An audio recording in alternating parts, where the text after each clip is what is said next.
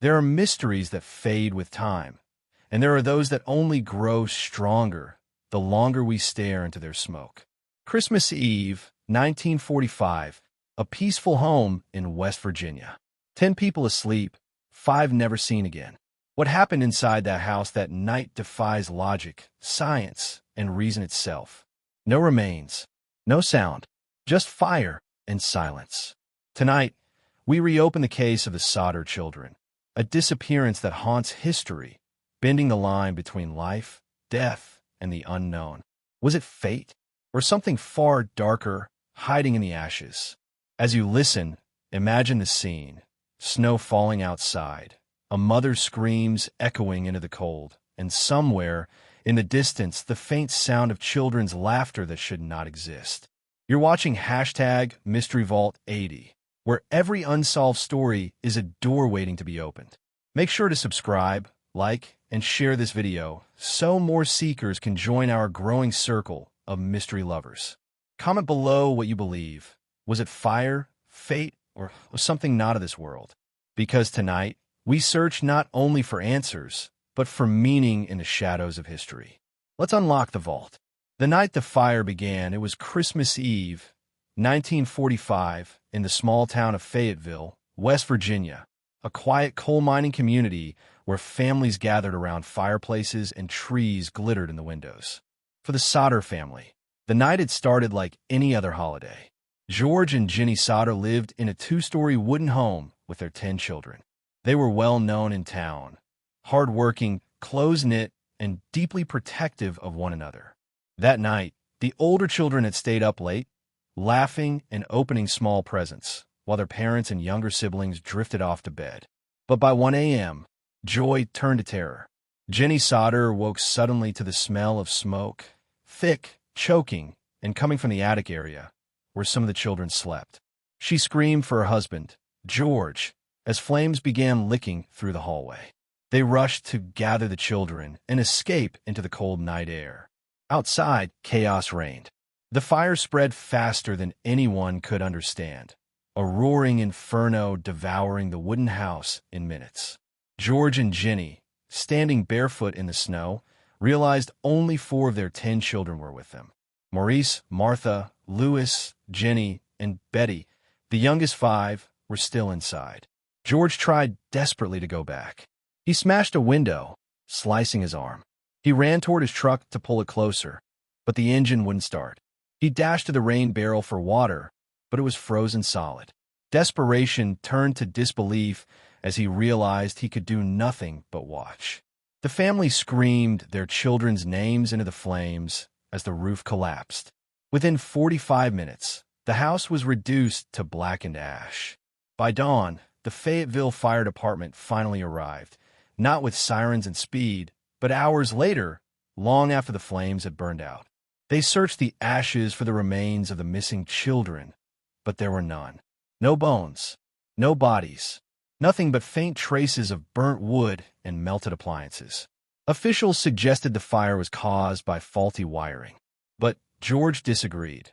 The house's wiring had recently been inspected, and no remains? Even in intense fires, bones do not completely vanish. Something didn't make sense. Neighbors began whispering. Why had the phone line been cut that night? Why did a stranger appear at their home days earlier, warning George that his house would go up in smoke? And why, just before the fire, had one of the Sodder boys seen a strange car parked along the highway, watching their home? As the smoke cleared and the ashes cooled, the Sodder family began to realize they weren't only facing a tragedy, they were facing a mystery. Because if the children had perished in the fire, where were their remains? And if they hadn't, where had they gone? The fire was only the beginning. What followed was a decades-long search for truth, one filled with strange clues, mysterious sightings, and questions that no one could ever fully answer. The morning after the fire, the Sodder family stood before the smoldering ruins of their home, numb with disbelief.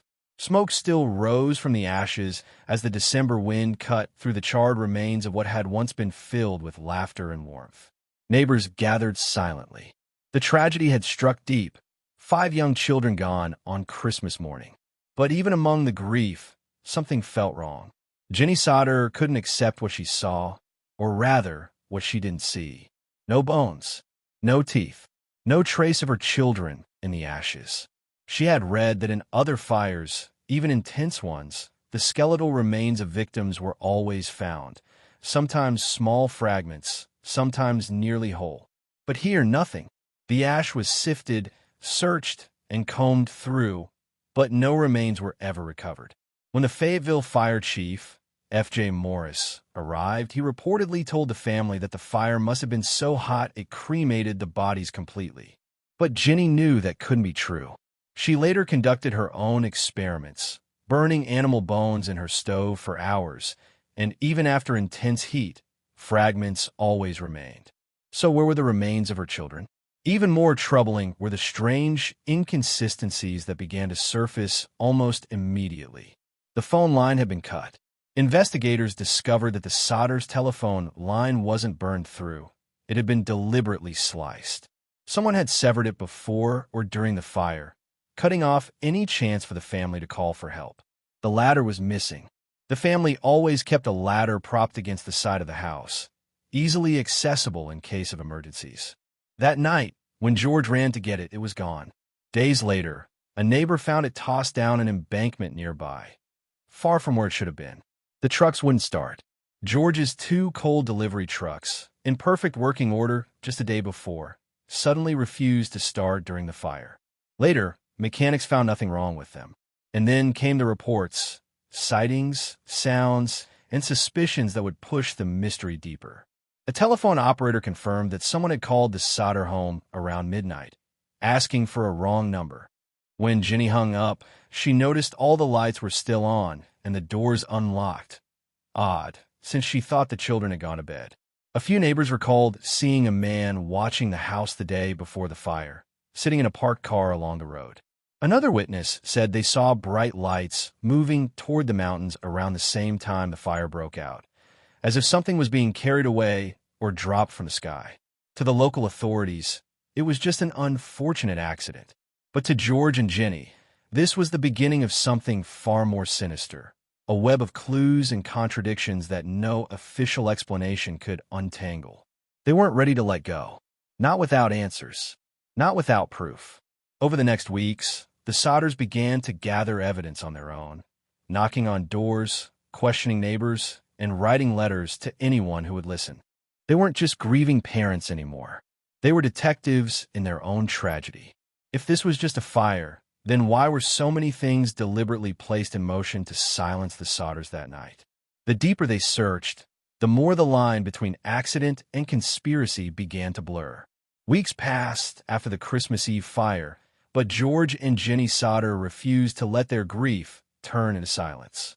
Something inside them whispered that the truth was still out there, buried beneath confusion, mistakes, and perhaps deception. What began as a tragedy was slowly transforming into one of America's strangest unsolved mysteries. The missing remains and the quick closure. The local coroner's jury quickly ruled the fire an accident, citing faulty electrical wiring. But George and Jenny found that impossible to accept. Just before Christmas, the house's wiring had been inspected and declared safe. Even more suspicious, in the days leading up to the fire, the Christmas lights had stayed on during the blaze, meaning the electricity was still running. Faulty wiring couldn't explain that. And then there was the speed of the investigation. Within days, the case was closed, the ashes buried, and the lot filled with dirt. No serious forensic testing. No crime scene photographs. It was as if the tragedy had been rushed into history before anyone could start asking the right questions. But George and Jenny were asking those questions. Mysterious strangers and warnings. Just days before the fire, a strange man had appeared at the Sodder home, asking about work. As he walked around the house, he pointed to the 2 fuse boxes and said, "This place is going to go up in smoke someday." George was puzzled by the comment, but thought little of it at the time. Then another visitor, a life insurance salesman, arrived.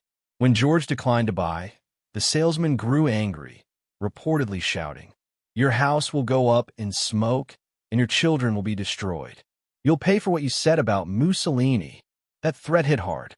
George, an Italian immigrant, had been outspoken in his criticism of Benito Mussolini, which angered some members of the tight-knit Italian-American community in Fayetteville. Could this have been more than just words? Could politics and vengeance have somehow intertwined with this tragedy? Strange sightings begin.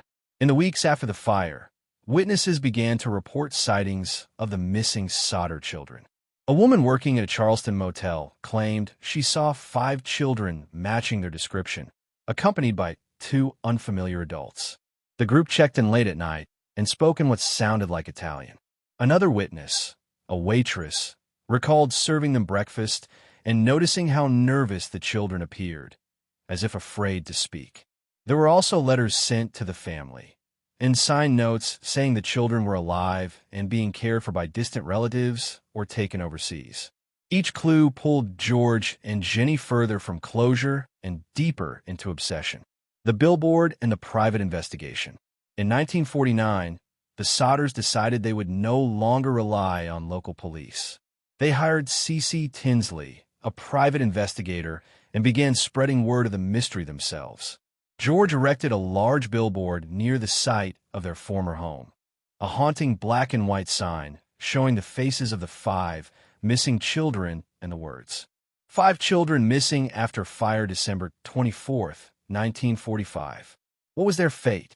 For decades, that billboard stood as a symbol of both hope and defiance. It became one of the most recognized images in West Virginia, reminding everyone who passed that something terrible and unexplained had happened here. A box of bones and another dead end. When the site was excavated again years later, a few bone fragments were found. But testing showed they belonged to a young adult male, not a child. Another lead, another dead end. Each discovery only raised more questions. Who was that man? How did his bones end up in the Sodders' property? And if he wasn't one of the children, where were they? The mystery was growing, not shrinking. It was no longer a simple house fire. It was a riddle that touched on crime, conspiracy, and the impossible. Every clue the Sodders found seemed to lead to another shadow. Were they chasing ghosts? Or had someone truly stolen their children from the flames? By now, the story of the Sodder children had become more than a family tragedy. It was an American enigma. Newspapers, radio hosts, and small-town gossip all circled the same impossible question. If the children didn't die in the fire, where did they go? An endless search begins. For George and Jenny Sodder, there was never a moment of rest. Every spare dollar, every sleepless night, and every ounce of faith went into searching for their missing children. George traveled across states, following rumors, letters, and tips from strangers who swore they had seen the children. From Florida to New York, from Canada to Kentucky, each new clue seemed promising, until it wasn't.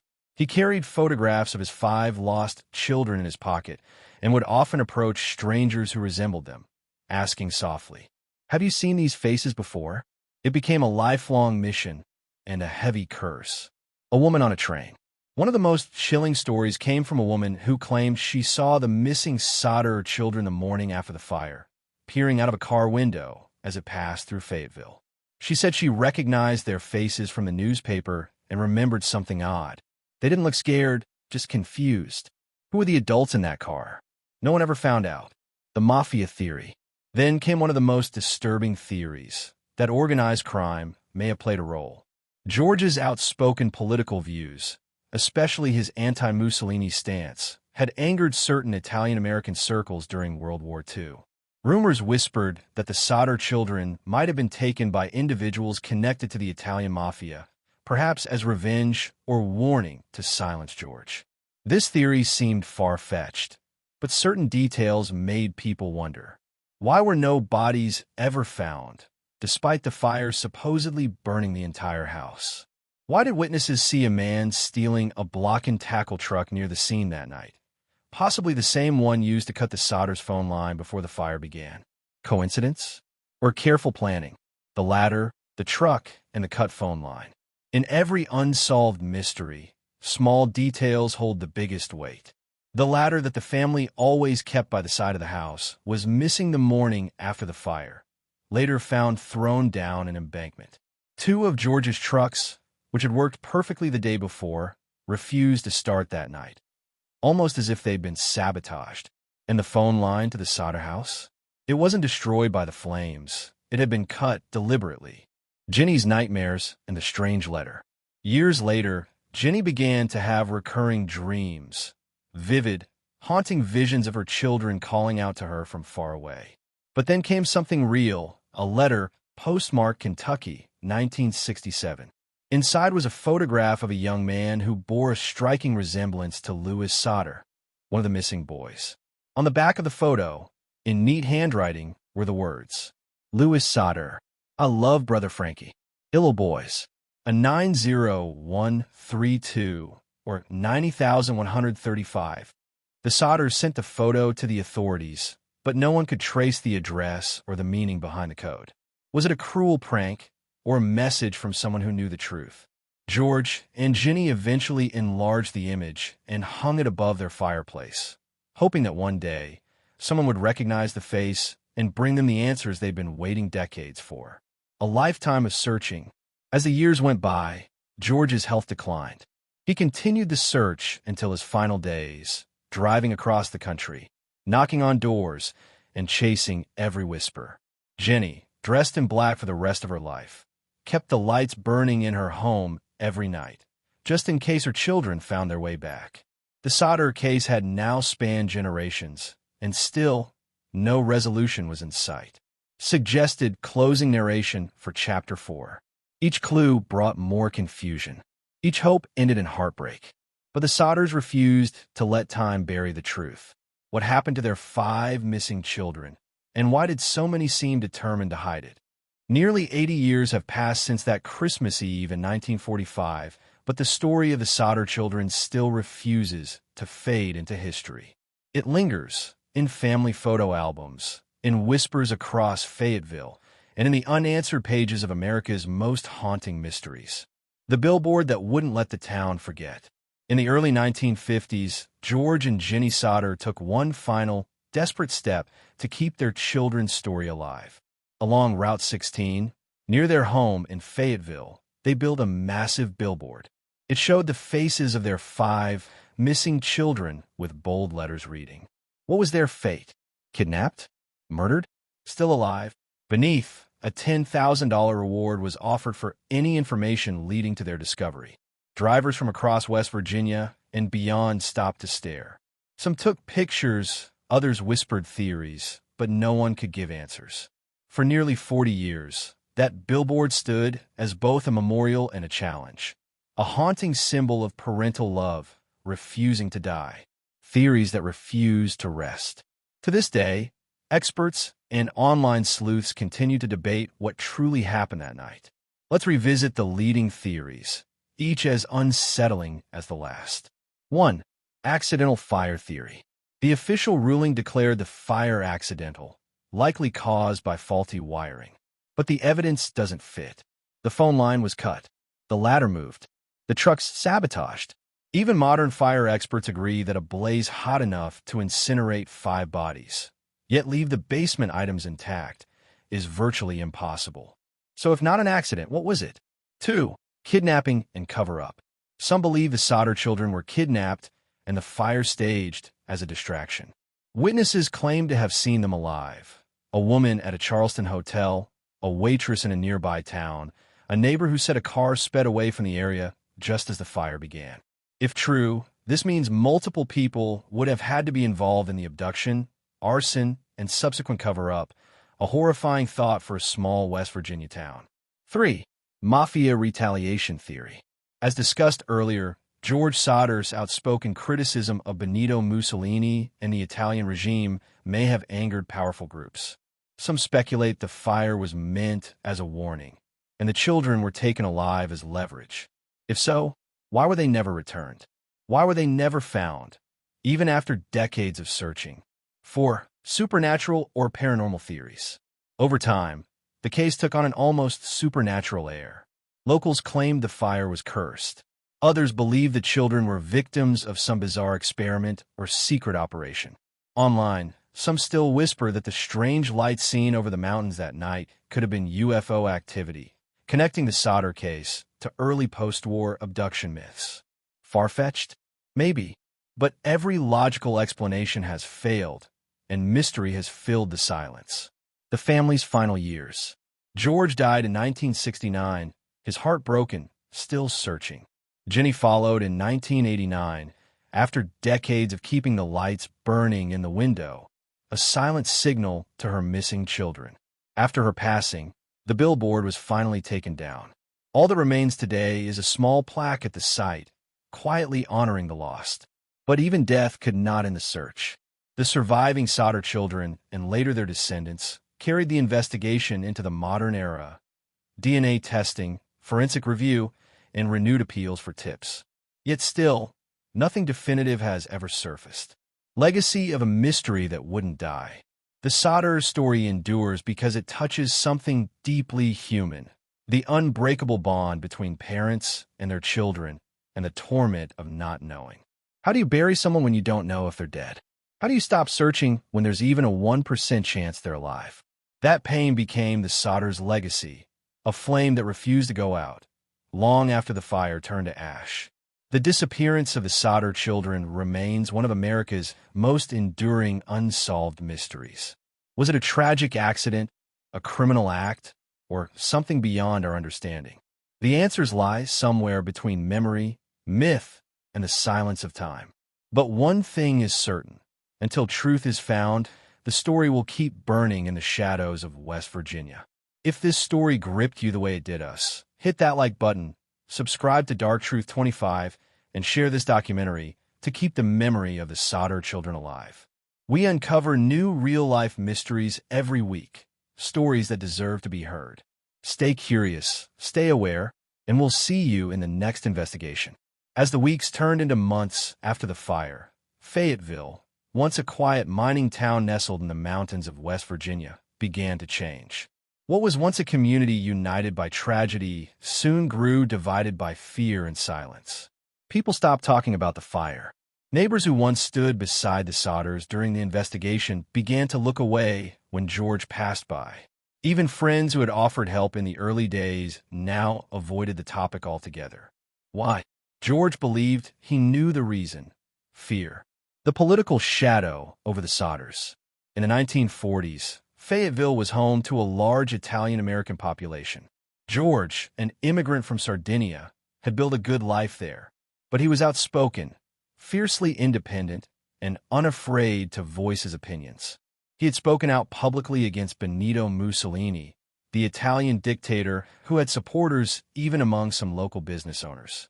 And just months before the fire, a traveling insurance salesman came to George's home. When George refused to buy insurance, the man reportedly grew angry and shouted, "Your house is going to go up in smoke, and your children are going to be destroyed. You'll be paid for the dirty remarks you've made about Mussolini." At the time, George dismissed it as empty talk. But after the fire, those words haunted him. The fire marshal and the vanishing evidence. Even more puzzling was the handling of the investigation. The local fire chief, F.J. Morris, told the Sodders that the fire had been too hot to leave remains, an idea fire experts later called absurd. Then came another strange detail.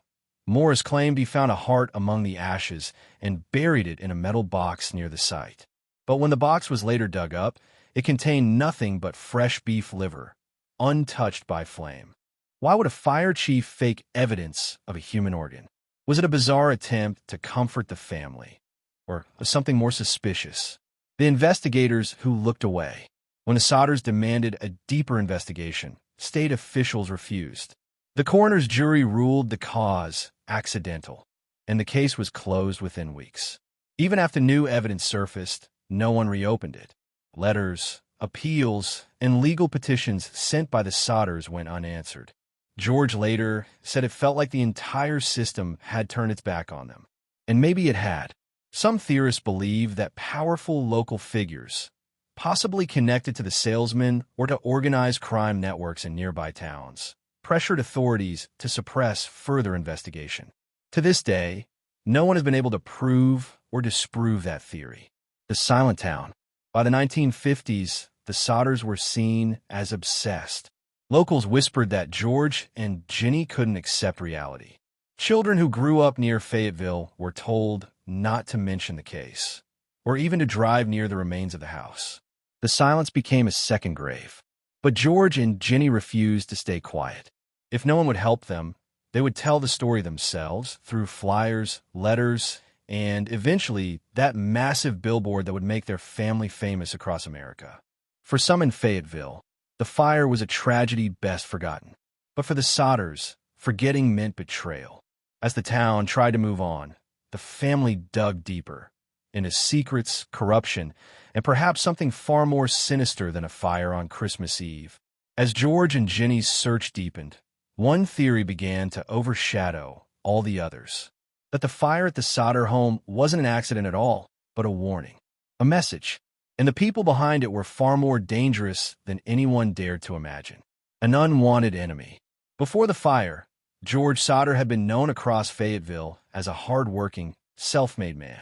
He ran a successful trucking and coal delivery business, was respected by locals, and had built a large home for his family. But George had strong political opinions, especially about the rise and fall of Benito Mussolini in Italy. He spoke openly against the dictator, calling him a murderer and a tyrant. In a small West Virginian town with a significant Italian immigrant community, that stance wasn't popular. Several prominent locals still admired Mussolini, viewing him as a symbol of Italian strength. That made George Sodder a target of resentment, and perhaps revenge. The insurance salesman's threat. The first sign of danger came months before the fire. A traveling insurance agent had come to George's home, trying to sell him a policy. George politely declined, but according to Jenny, the salesman's response sent chills down their spines. He reportedly shouted, "You're going to regret this. Your house is going to go up in smoke, and your children are going to be destroyed." The salesman was later identified as someone with connections to local mafia figures operating in nearby cities. That comment, dismissed as madness at the time, would later take on a terrifying meaning. Possible mafia motives. Investigators and independent researchers have proposed several mafia-related motives. 1. Extortion gone wrong. George was a successful businessman. Some believe the mafia attempted to extort money from him, and the fire was retribution for his refusal to pay. 2. Political punishment. His anti-Mussolini activism may have angered individuals loyal to the Italian fascist cause, even years after the war ended. 3. Human trafficking or kidnapping. The most disturbing theory suggests the children were taken alive, either sold or hidden, as part of a coordinated abduction meant to terrify the family and silence George. No theory has ever been proven, but every strange detail of that night fits too neatly for coincidence. The strange car and the men watching. Several witnesses claimed they saw a mysterious car parked near the Sodder home days before the fire. Inside, 2 men sat watching the house, speaking in low tones. Another local said they saw a man at the scene after the fire began, stealing a block and tackle, a tool used to remove engines, from the Sodder property. Was this the same man who tampered with George's trucks that night, ensuring they wouldn't start? The coincidence was chilling, and the pattern was familiar. Intimidation tactics often used by mafia enforcers in the 1940s. The fear that followed. After the fire, George began receiving anonymous phone calls. Sometimes, when he answered, the line would go silent. Other times, a man's voice would whisper in Italian before hanging up. One letter warned him to let it go, or the rest of your family might join them. Still, he refused to stop searching. His stubbornness made him a local legend, and perhaps a marked man, a threat that lasted a lifetime. Decades later, long after George's death, some of his surviving children said they still felt like they were being watched. One daughter, Sylvia, claimed that strangers occasionally followed her when she visited the old home site. Whether coincidence or continuation, the fear remained alive in the Sodder family, passed down like an inherited curse. Maybe the fire was an accident. Maybe it was revenge. But one thing is certain. Someone wanted the Sodder family silenced. Whether through fear, corruption, or fire, the message was clear. Stop asking questions or burn with them. The fire was over. The ashes had cooled. But for George and Jenny Sodder, hope refused to die. Something inside them whispered, "The children are alive." And then, witnesses began to appear. The first sightings, Charleston, West Virginia. Just weeks after the fire, a woman working at a tourist stop between Fayetteville and Charleston reported something strange. She claimed she had served 5 children breakfast the morning after the fire. They were with 2 Italian-looking men and 2 women. The adults refused to let the children speak, and when the woman tried to make small talk, one man barked at her in a harsh tone. The waitress remembered the youngest girl looked exactly like Betty Sodder. Her report was dismissed by police as unreliable, yet she swore to it until her dying day. The motel witness, Charleston, same day. Another witness, a motel operator, came forward later that year. He said that a family, matching the description of the Sodder children and several adults, checked in late at night. The adults seemed nervous. They spoke Italian among themselves and kept the children inside the room, curtains drawn. When asked to sign the register, they refused, saying they had lost their identification. That was the last anyone saw of them. The woman on the bus, a possible escape. In early 1946, a woman claimed she saw 5 small children on a bus leaving Fayetteville, hours after the fire. The children looked tired and confused. One little boy was crying, saying he wanted to go home. The adults told the driver, "They'll be quiet soon." When this report reached the Sodders, George drove hundreds of miles following bus routes across the region, searching in vain. Sightings across the states. Over the next several years, tips flooded in from across America. A girl resembling Martha Sodder, spotted in a Catholic convent in St. Louis. 2 boys seen working at a horse ranch in Florida. A child believed to be Louis Sodder photographed at a carnival in Georgia. Every lead brought a flicker of hope, and another heartbreak when it led nowhere. Still, the pattern was too specific to ignore. The man in Texas. In the 1960s, George received a tip from a man in Texas who claimed that one of the missing boys, Louis, was alive and working under a false name. George traveled there in person, but when he arrived, the man had vanished. He never found the address again. The local sheriff said there was no record of anyone by that name. The most chilling letter of all. In 1967, Jenny received a letter from Central City, Kentucky. There was no return address. Inside was a photograph of a young man in his 20s. Dark hair, strong features, deep eyes. On the back, written in a trembling hand, "Louis Sodder, I love Brother Frankie. Illo boys." A 90132 or 35. The handwriting was strange. The message almost like a code. Jenny and George were convinced it was their son Louis. The resemblance was undeniable. They hired private investigators to trace the photo. But the man who took the case disappeared without a trace. The unanswered question, did the Sodder children truly survive the fire? Or were these sightings cruel coincidences? Desperate hope projected on strangers? To this day, none of the alleged witnesses were ever proven wrong or right. And that uncertainty, the idea that the children might have lived, turned the Sodder tragedy into one of the most haunting unsolved mysteries in American history. Hope is the hardest fire to extinguish, even when the ashes grow cold, even when the years pass. The heart still looks for a flicker of what was lost. For George and Jenny Sodder, that flicker was 5 small faces, seen in crowds, in dreams, and in every stranger who looked familiar. The year was 1949, for years after the fire. The Sodder home had been rebuilt, but inside, the walls echoed with silence. Jenny still refused to believe her children had died in that fire. Every night, she left the porch light on, hoping they would return. And George, he decided he couldn't wait for the authorities any longer. A father turns detective. Frustrated by the lack of progress, George Sodder launched his own investigation. He hired private detectives, spoke with fire experts, and even contacted FBI Director J. Edgar Hoover, begging for federal involvement. Hoover replied personally, saying he sympathized but could not intervene unless invited by local authorities. The Fayetteville police refused. That was the first time George realized something larger might be at play. The excavation of 1949.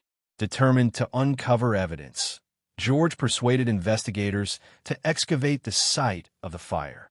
A pathologist sifted through the ashes and found a few bone fragments.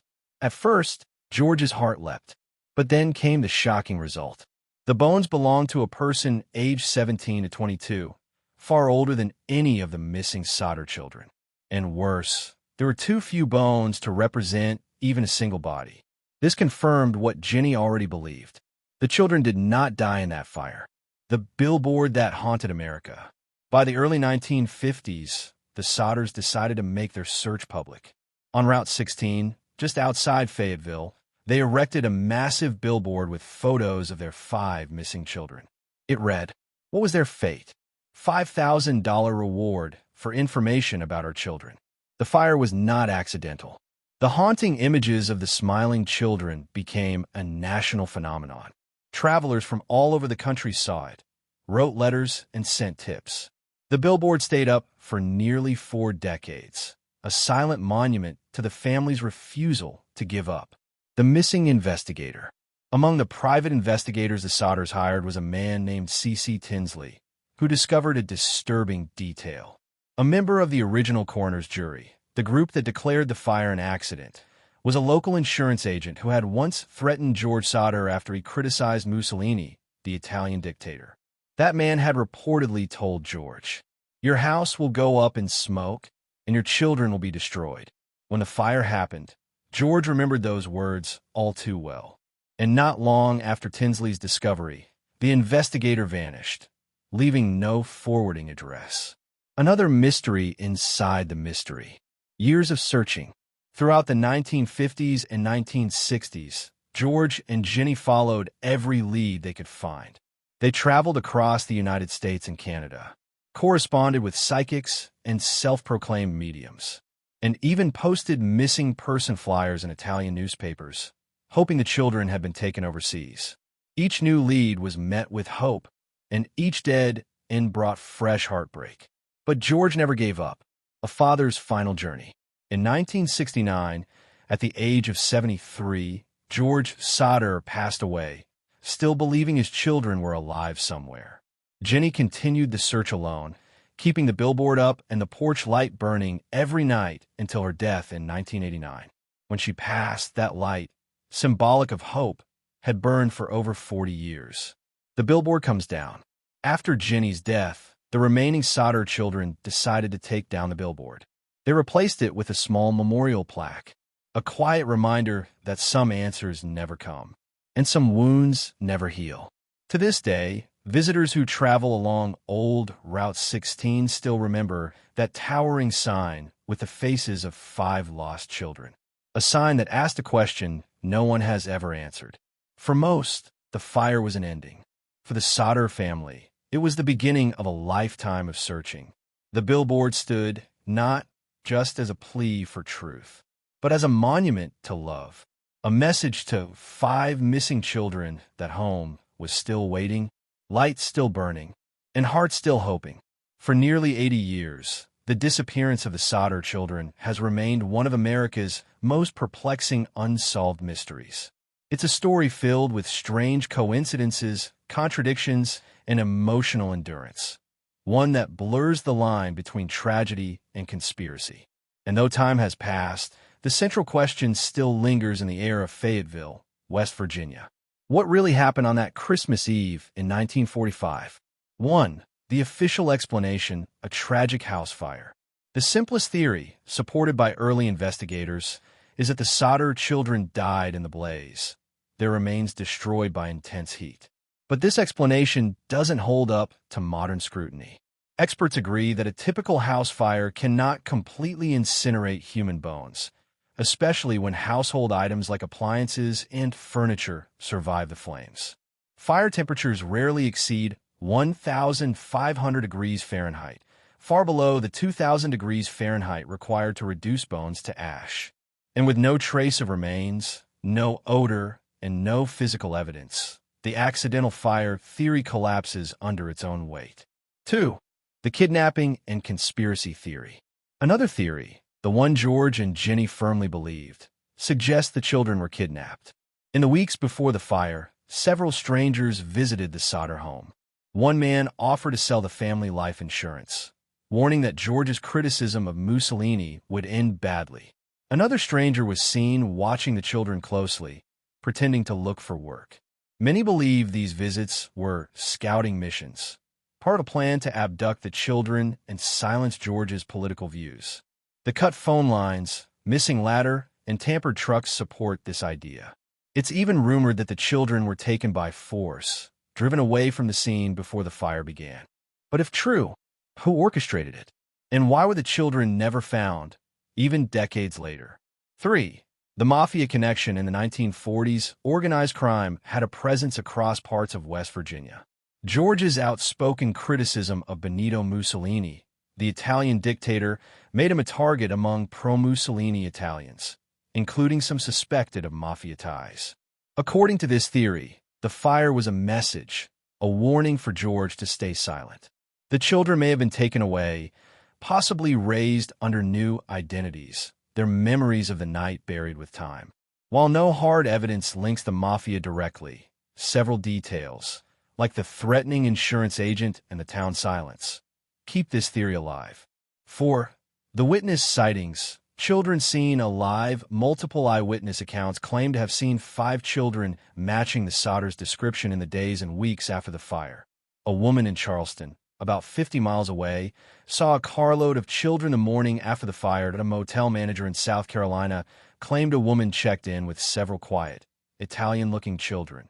Years later, a photo was mailed anonymously to the Sodders, showing a young man resembling Louis Sodder, with a cryptic message on the back. Louis Sodder, I love Brother Frankie. Ill boys. A 90132 or 35. Though handwriting experts examined the photo, its origin was never discovered. Was it a cruel hoax or a glimpse of the truth? 5. The psychological theory. Denial and grief. Some investigators believe that George and Jenny's refusal to accept their children's deaths was a psychological defense mechanism, a way to cope with overwhelming grief. After all, the human mind can rewrite memories when pain becomes unbearable. In this interpretation, the theories, sightings, and conspiracies may have grown from hope turned into obsession. But even skeptics admit the evidence of tampering, the missing bones, and the strange letters are too consistent to dismiss as mere delusion. 6. The legacy of hope and obsession. For decades, the Sodder's story spread across America, from newspapers to documentaries, podcasts, and now, the internet age. It became a symbol of unsolved loss, a tale that reflects the universal human need to find closure. Their surviving children grew old still wondering, what if? They never found the truth, but they inherited their parents' determination to keep the mystery alive. Today, visitors still travel to Fayetteville, walking the quiet roads where the Sodder home once stood. There's no memorial plaque now, only an open field and whispers of what happened that cold Christmas night. A mystery that refuses to fade. The fire ended the lives of 5 children, or perhaps only began a story that was never meant to end. The Sodder family searched for decades, driven by love, haunted by silence. Their light burned for 40 years, a beacon for the lost, a symbol of hope that refused to die. Maybe someday, someone will uncover the truth. Or maybe this mystery was never meant to be solved. But one thing remains certain. The world will never forget the 5 Sodder children, the ones who vanished into smoke and into legend. And so, the flames went out, but the questions never did. Decades later, people still travel to that lonely field in Fayetteville, where the Sodder home once stood, searching for whispers, footprints, or signs that the universe might still hold the answers. Was this tragedy born of human cruelty or of something that walks between light and shadow? Maybe some mysteries are never meant to be solved, only remembered, retold, and kept alive by those who still believe. If this story moved you, please subscribe and turn on notifications, because we explore mysteries like this one every single day. Hit the like button to help more curious minds find this story, and share it with someone who still believes the world is stranger than it seems. Tell us in the comments what your heart believes. The more we question, the closer we come to truth. Until next time, I'm your guide from #MysteryVault80, reminding you that behind every mystery, there's a truth still waiting to be found.